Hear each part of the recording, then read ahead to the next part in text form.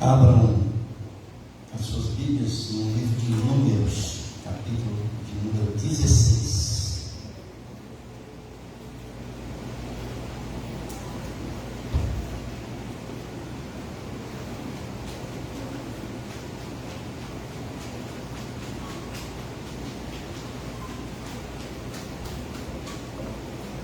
Números, capítulo 16.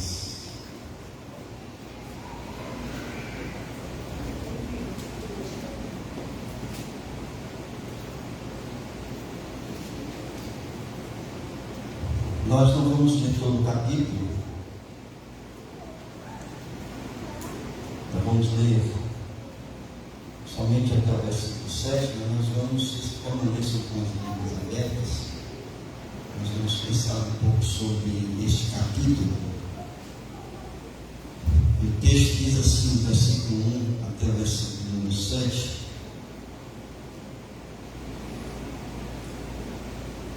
Corá, filho de Izar, filho de Coate, filho de Levi, tomou consigo a Datã e a Abiram, filhos de Eliabe, e a Aon, filho de Pelete, filhos de Ruben. Levantaram-se perante Moisés com 250 homens dos filhos de Israel, príncipes da congregação, eleitos por ela, varões de renome, e se ajuntaram contra Moisés e contra Arão, e lhes disseram: basta, pois que toda a congregação é santa, cada um deles é santo, e o Senhor está no meio deles. Porque, pois, vos exaltais sobre a congregação do Senhor? Tendo ouvido isto, Moisés caiu sobre o seu rosto e falou a Corá e a todo o seu grupo, dizendo: amanhã pela manhã o Senhor fará saber quem é dele e quem é o santo, que ele fará chegar assim. Aquele a quem escolher fará chegar assim. Fazei isto, tomai vós incensários, Corá e todo o seu grupo, e pondo fogo neles amanhã, sobre eles deitai incenso perante o Senhor. E será que o homem a quem o Senhor escolher, este será o santo. Basta-vos, filhos de Levi. Amém, irmãos? A gente tem falado um pouco sobre esse livro de Números, traz algumas reflexões, pensamentos e informações que são importantes para nós na nossa caminhada cristã. Desde o capítulo 12, a gente vai perceber que aquele povo que foi tirado do Egito, que estava indo para a terra prometida, começa ali a se rebelar contra Moisés, o líder daquele povo, e também contra Deus, uma vez que Moisés estava sob a direção, sob os cuidados ali de Deus. E a gente então percebe, a gente tem falando aqui na igreja, que já desde o capítulo 12, houve uma secção, uma revolta, uma rebelião, que começou a acontecer dentro da própria casa de Moisés. Ali estava se rebelando a irmã de Moisés e seu irmão Miriam e Arão, onde Miriam foi quem liderou, na verdade, essa revolta, essa rebelião ali contra Moisés. E nós vimos que Deus interviu. Deus foi lá e mostrou para eles que há uma diferença entre o tratamento que ele dava para Moisés e o tratamento que Miriam e Arão estavam pedindo de Deus, porque eles estavam querendo ter a mesma intimidade, a mesma comunhão com Deus que Moisés tinha com Deus. E Deus então vai à presença ali deles e diz assim: olha, o meu servo Moisés eu falo boca a boca, mas os meus profetas eu falo por visões, eu falo de outras formas. Então existe uma diferença entre pessoas que são chamadas para determinadas funções e pessoas que têm uma intimidade maior, uma responsabilidade maior diante de Deus, junto ao povo de Deus. Deus faz essa diferença ali no capítulo de número 12. Depois a gente vai ver, nos capítulos até o capítulo número 15, que o povo agora se revolta, não mais somente contra Moisés, mas contra a própria promessa de Deus, porque Deus disse: eu estou levando vocês para uma terra que emana leite e mel, a terra da promessa. E quando eles chegam lá na terra da promessa, o que é que eles encontram? Realmente encontram uma terra fértil, encontram frutos que estavam sendo, que eles colheram naquela terra, e realmente impressionou o cacho de uva, que precisava de 2 homens carregar o cacho de uva. Mas, ao chegarem na terra prometida, eles também encontraram dificuldades, porque eles encontraram pessoas gigantes que poderiam ali impedir a chegada deles, e que eles não teriam, como seres humanos, olhando humanamente para as dificuldades, para o tamanho daquelas pessoas, eles ficaram com medo de enfrentar aqueles gigantes da terra prometida. E Deus interviu de novo naquela situação, castigou, e é por isso que nós já vimos aqui na igreja que o povo de Deus passou 40 anos no deserto, porque Deus castigou da seguinte forma: os espias passaram 40 dias espionando a terra prometida. Por cada dia que eles passaram seria, portanto, 1 ano, portanto foram 40 anos ali no deserto, castigo que Deus deu para aquele povo, vamos dizer assim, fazendo com que atrasasse todo o processo da promessa de Deus para alcançar a terra prometida. E não apenas isso, porque Deus disse: todos aqueles que foram contados do povo de Deus, de 20 anos para cima, esses não vão alcançar a terra prometida, morreram no deserto. E aí a gente aprende, irmãos, quanto muitas vezes nós nos rebelamos contra Deus, nós nos revoltamos contra Deus. Muitas vezes nós nos rebelamos e nos revoltamos contra a igreja de Deus. Muitas vezes nós nos rebelamos e nos revoltamos contra as pessoas que lideram a igreja do Senhor. E quando nós olhamos para esse processo de rebeldia, a gente vai entender que todas as vezes que nós nos revoltamos, todas as vezes que nós nos rebelamos, nós estamos, de certa forma, atrasando o plano de Deus, e ao mesmo tempo atrasando o plano de Deus, nós estamos trazendo juízo sobre a nossa cabeça, porque Deus vai intervir de uma forma onde Ele vai derramar o seu juízo. Nós vamos atrasar o processo, mas ao mesmo tempo Deus vai intervir.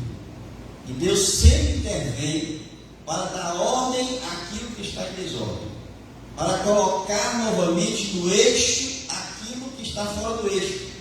Quando o povo se rebela, é porque quer tirar do caminho que Deus está mostrando que deve se conduzir para alcançar ali o seu projeto. E nós nos rebelamos, nós precisamos esperar a intervenção de Deus para trazer de volta o povo no caminho que Deus colocou. Novamente aqui, no capítulo de número 16, uma nova revolta,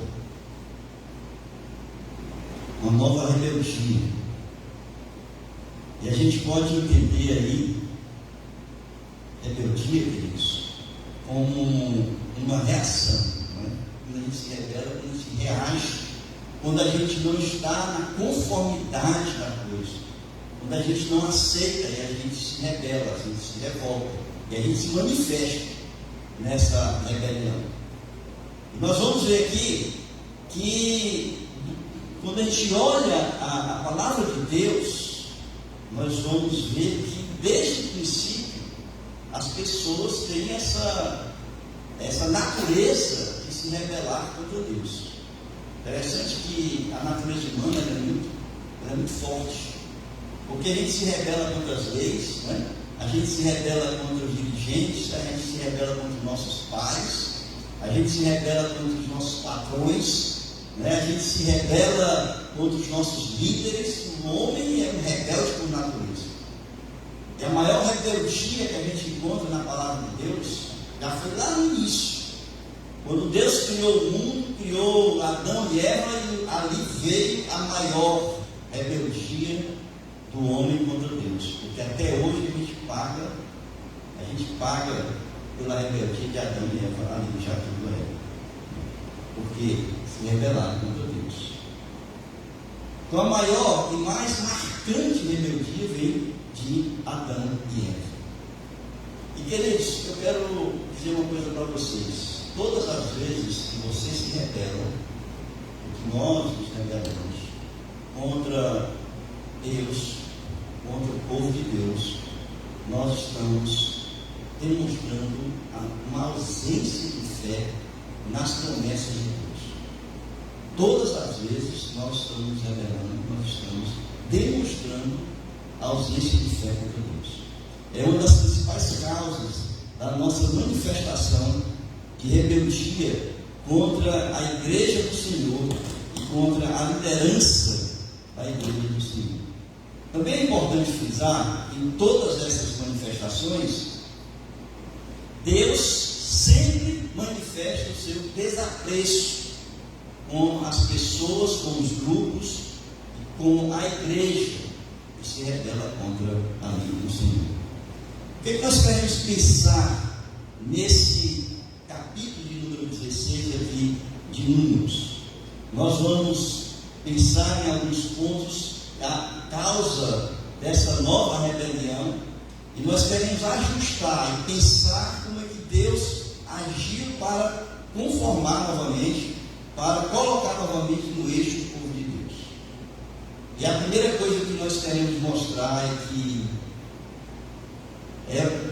vendo o argumento que eles usaram para essa rebeldia. Qual era o ponto aqui? É que Corá, não sei se vocês sabem, mas Corá é da família de Moisés e de Arão.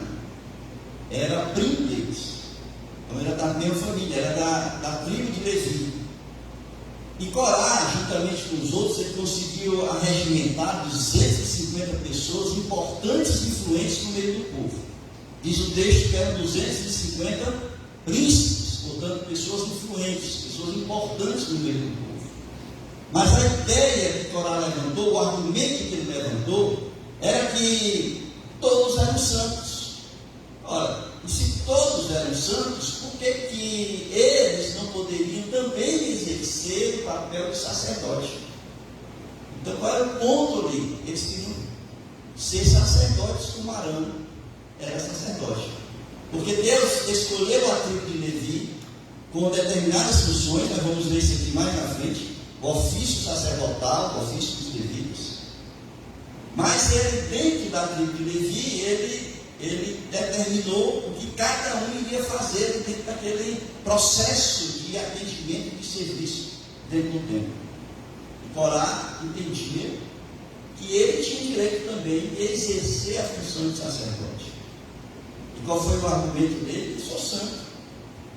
Todos nós aqui, os que se rebelaram contra o povo, disseram assim: todos nós aqui somos santos. Se nós somos santos, nós queremos também exercer a mesma função. Talvez você já tenha pensado nisso alguma vez, né? Talvez você tenha pensado assim: eu posso fazer qualquer coisa na igreja, eu posso exercer qualquer função na igreja, eu posso ser pastor, eu posso ser líder do ministério infantil, eu posso ser líder, né, de qualquer outro ministério da igreja, porque fulano, ciclano, beltrano são, eu também posso ser. Por que eu não posso ser? Eu sou crente, né? Eu sou cristão, da mesma forma que ele é, eu também sou. E eu posso então exercer a mesma função. Nós estamos trabalhando isso, irmãos, no nosso acampamento de convivência, mostrando que Deus ele coloca as pessoas na igreja, em locais na igreja, já com funções determinadas. Entendam que todas as vezes que nós nos colocamos à disposição de servir a Deus, nós vamos servir aonde Ele quer que nós venhamos a servir. Quando nós nos convertemos, o que acontece? Não sou eu que escolho o dom que eu recebo de Deus. Quando nós nos convertemos, é o Espírito Santo de Deus que nos concede um dom, pelo menos um dom, para servir na igreja. E quando nós recebemos esse dom, é porque Deus já está dando para nós qual é a posição que nós devemos estar exercendo na igreja. Eu não posso simplesmente dizer eu quero ser isso, eu quero ser aquilo, porque Deus é quem determina isso. Então, no meio da igreja, eu posso dizer que todos nós somos santos, dentro do aspecto da santidade, que é o conceito de santidade que a Bíblia nos ensina. Não é a santidade daquele que não peca, porque todos nós pecamos, diz a palavra de Deus. Não existe homem nenhum sobre a face da terra que não peque. Não existe. A única pessoa que se fez homem, que não pecou, que foi para a cruz do Calvário, morreu por nós, foi Jesus Cristo. Esse não tinha pecado. E é por isso que o sacrifício dele foi aceito por Deus quando ele se entregou na cruz por nós. Mas todos os homens têm pecado. Então, nesse sentido, ninguém é santo. A santidade que a Bíblia nos ensina é a santidade de que todos nós somos separados para Deus. Todos aqueles que se convertem, todos aqueles que abrem o seu coração para Jesus, que entregam sua vida a Cristo, essas pessoas, naquele momento ali, são separadas exclusivamente, como diz ali Pedro, povo exclusivo de Deus. Nós somos exclusivos de Deus para servir ao único Senhor, e esse Senhor que nós servimos se chama Jesus Cristo. Não existe outro. É por isso que nós somos santos, todos nós somos santos. Santos nesse sentido de separados, porque nós somos tirados do reino de Satanás, das trevas, e transportados para o reino da luz do nosso Senhor Jesus Cristo. Ali nós passamos a ser pessoas santas, no sentido que agora nós somos o povo de Deus. E é nesse sentido que nós queremos entender esse texto. Todos nós somos santos. Então, todos podem ser pastores, né? Todos nós podemos ser ministros do Ministério Infantil, todos nós podemos ser líderes do louvor. É assim que acontece? Não é, né? Porque Paulo vai dizer: se todos nós fôssemos pé, que seria da nossa boca, né? Que seria do nosso ouvido, que seria o nosso nariz, tá certo? Então nós somos um corpo onde temos várias funções, e onde as pessoas que vêm e estão na igreja, elas estão exercendo essas funções que são necessárias dentro do corpo. Não podemos exercer o mesmo papel e a mesma função de todos.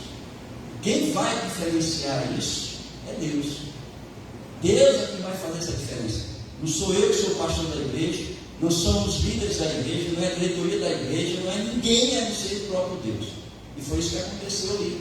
Naquele momento, o povo de Deus estava se rebelando. Todos nós somos santos, eu quero ser também sacerdote. E aí o que Moisés fez? Moisés sentiu drama, porque ele se curvou ali diante do Senhor, e ele disse assim: pois então vamos fazer o seguinte, quem vai decidir se você realmente tem o direito de ser sacerdote vai ser o próprio Deus. Quem escolheu a família e seria sacerdote aqui na tribo de Levi. E ele então mandou que eles, da tribo de Corá e daqueles que se rebelaram em Corá, pegassem o incensário e fossem para a frente da congregação, da tenda da congregação, onde estava ali, foi armada, né, onde tinha ali onde o sacerdote entrava para o sacrifício. Ele disse assim: agora vocês pegam o incensário e vão para a frente da tenda da congregação. Irmãos, o que Moisés estava querendo dizer com isso? Ele estava querendo dizer o seguinte: só quem pode, ou só quem podia acender o incensário era o sacerdote.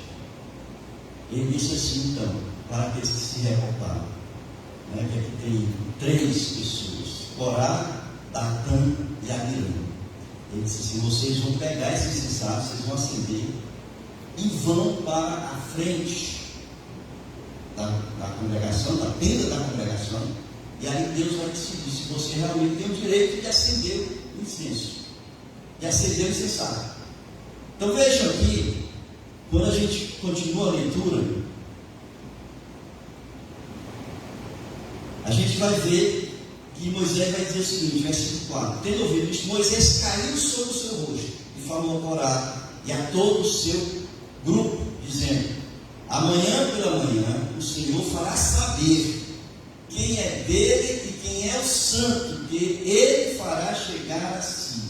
Aquele a quem escolher fará chegar a si. Fazer isto: tomai vós incensários, orai todo o seu grupo, e pondo fogo neles amanhã, sobre eles, deitai incenso perante o Senhor, e será que o Senhor, a quem o Senhor escolher, esse será o santo. Basta-vos, filhos de Levi. Então o encargo, a intervenção de Deus ali foi para definir realmente quem tem direito e quem não tem direito. Irmãos, o que eu quero chamar a atenção, nós vamos continuar refletindo, é que cada um deve se preocupar em exercer o seu ofício. Nós não podemos estar olhando para o que os outros fazem e desejando aquilo que os outros fazem, porque não é o ofício que nós recebemos de Deus, não é o papel que nós devemos desempenhar na igreja. Nós devemos desempenhar aquilo que Deus colocou em nosso coração, que nós devemos desempenhar. E muitas vezes nós deixamos de fazer aquilo que Deus quer que a gente venha fazer para fazer aquilo que nós desejamos fazer que o outro faz. E isso é que vem atrasando muitas vezes a obra do Senhor que deve ser desenvolvida pela igreja. Então veja, qual era o ofício sacerdotal? Se você for lá no capítulo 18, por isso permaneça com a Bíblia aberta.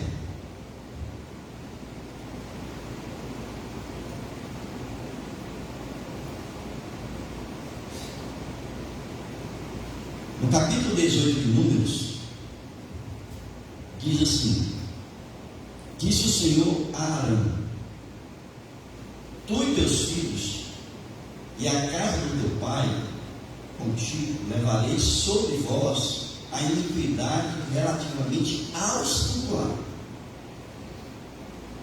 Tu e teus filhos contigo levarei sobre vós a iniquidade relativamente ao vosso sacerdócio. Isso está em Números, versículo de número 1. Capítulo 18, versículo número 1. No versículo número 5, ainda capítulo 18, diz assim: vós, pois, fareis o serviço do santuário e o do altar, para que não haja outra vez ira contra os filhos de Israel. E no versículo de número 7, diz assim: mas tu e teus filhos contigo atendereis ao vosso sacerdócio em tudo concernente ao altar e ao que estiver para dentro do véu. Isto é vosso serviço. Eu vos tenho entregue o vosso sacerdócio por ofício como dádiva, ou seja, como um dom. O exercício do sacerdócio é um dom dado por Deus. Porém, o estranho que se aproximar morrerá. Então vejam, o sacerdote que foi chamado para o serviço, ele é do serviço exclusivamente voltado ao Senhor. E se nós olharmos, é claro que hoje não tem mais os sacrifícios, hoje não tem mais muitas funções do sacerdote, mas se hoje não existe mais a mediação, o sacerdote não é mais um mediador para chegar a Deus, não existe mais, porque com a morte de Jesus o véu foi rasgado de cima a baixo. Então nós entramos diretamente na presença de Deus por meio de Jesus Cristo. Mas ainda hoje nós temos alguns ofícios que são exclusivos do altar. Por exemplo, casamento, só quem pode realizar casamento, no meu modo de ver e entender a palavra de Deus, são os sacerdotes que hoje são chamados, né, os pastores que são chamados para essa função. O batismo, ou a ceia do Senhor, é celebrada na igreja. Então são ofícios exclusivos do altar do Senhor, não ofícios exclusivos do sacerdote, ofício exclusivo dos pastores que são chamados para servir. E os demais pessoas, pastor. A gente vai olhar um pouquinho, ainda no capítulo 18 de Números, nós vamos ver que Deus também define qual é o papel dos demais levitas, porque o sacerdote e o levita é da mesma tribo dos levitas. Mas Deus, dentro da tribo dos levitas, escolheu aquela família que foi Arão e os seus filhos, que seriam os sacerdotes. E os demais teriam ofícios dentro. Então vamos ver aqui, ainda no capítulo 18,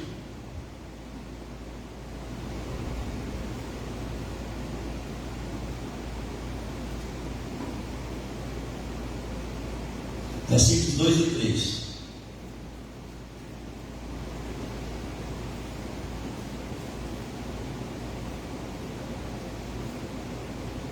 Também farás chegar contigo a teus irmãos, a tribo de Levi, a tribo de teu pai, para que se ajuntem a ti e te sirvam, quando tu e teus filhos contigo estiveres perante a tenda do testemunho. Farão o serviço que lhes é devido para contigo e para com a tenda, porém não se aproximarão dos utensílios do santuário nem do altar, para que não morram nem eles e nem vós. Ou seja, são os auxiliares, pessoas que vão auxiliar no serviço que é prestado dentro da igreja. Então nós temos o sacerdote, nós temos o pastor e as pessoas que auxiliam o pastor. Versículo número 4: ajuntar-se-ão a ti e farão todo o serviço da tenda da congregação. Veja que Deus faz uma separação entre o serviço do altar e o serviço da tenda. Ajuntar-se-ão a ti e farão todo o serviço da tenda da congregação. O estranho, porém, não se chegará a vós outros. E aí, portanto, nós temos uma definição de Deus, né, um corte ali entre aqueles que iriam servir ao Senhor no altar e aqueles que iriam servir, realizar os demais serviços necessários ali para o atendimento dentro da tenda da congregação. E por isso, irmãos, nós precisamos olhar para esse texto dentro desse aspecto. É claro que nós estamos olhando aqui um texto do Antigo Testamento, mas a gente precisa olhar esse texto do Antigo Testamento, o princípio que está por trás desse texto do Antigo Testamento. Nós olhamos para o princípio bíblico para aplicar esse princípio dentro do contexto da igreja. Então nós temos aqui no altar ainda permanecem algumas atividades que eu falei. E nós não queremos aqui, irmãos, sacralizar, né, o altar ou as atividades que são realizadas no altar, mas simplesmente identificar, como eu falei, princípios aqui da palavra de Deus.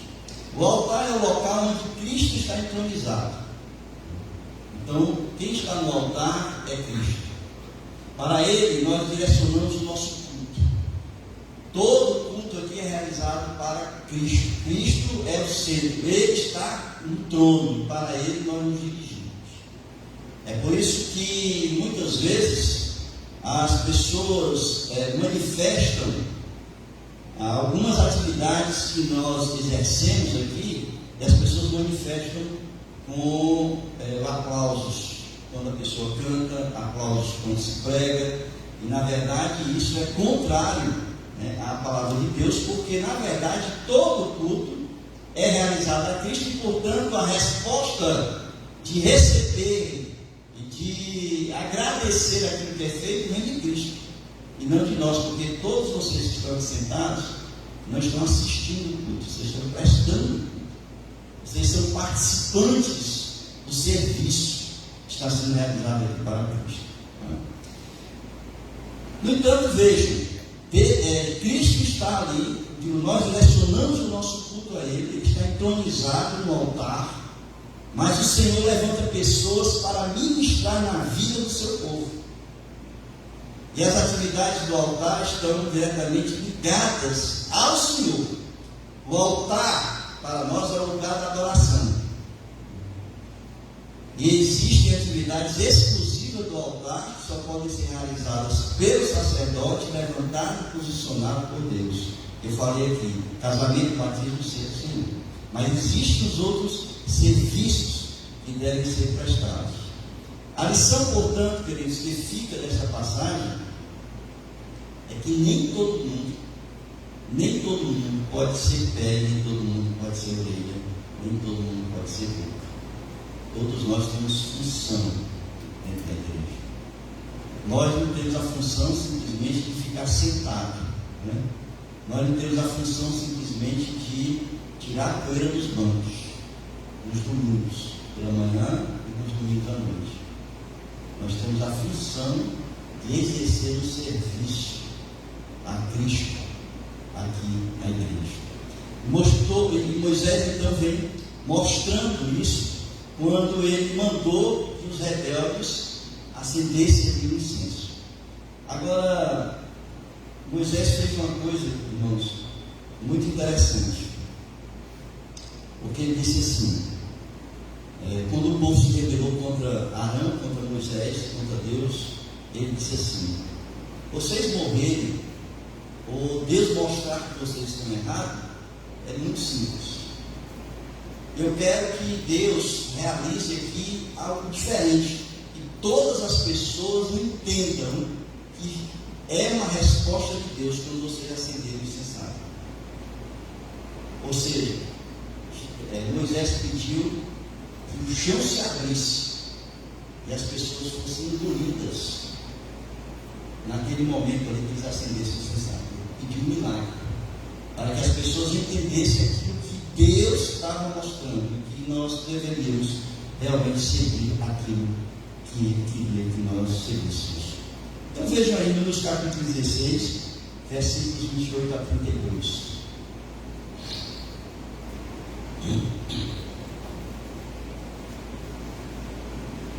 E diz assim: então disse Moisés: nisto conhecereis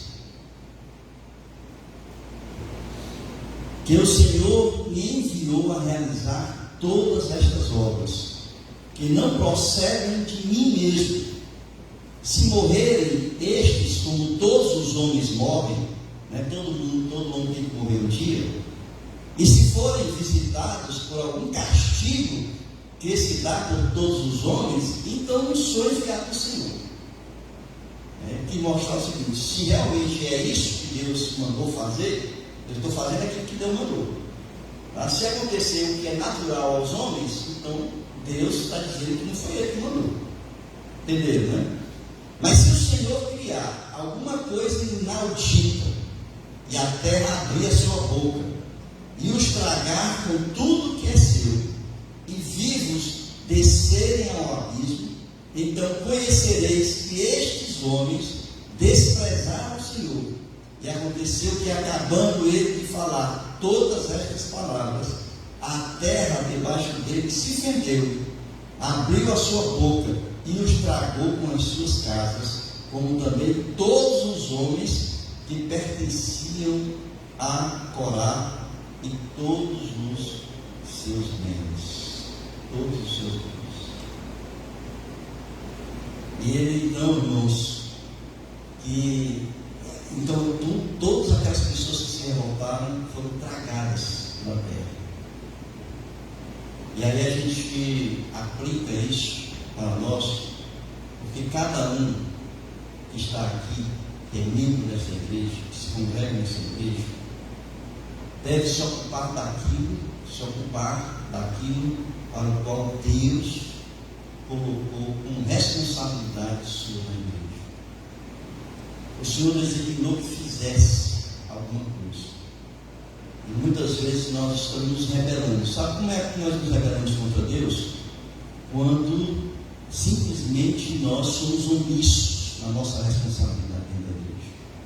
Quando nós não ocupamos o nosso espaço que Deus está nos chamando para ocupar dentro da igreja. Quando nós não assumimos a nossa responsabilidade do serviço que Deus nos chamou para prestar dentro da igreja.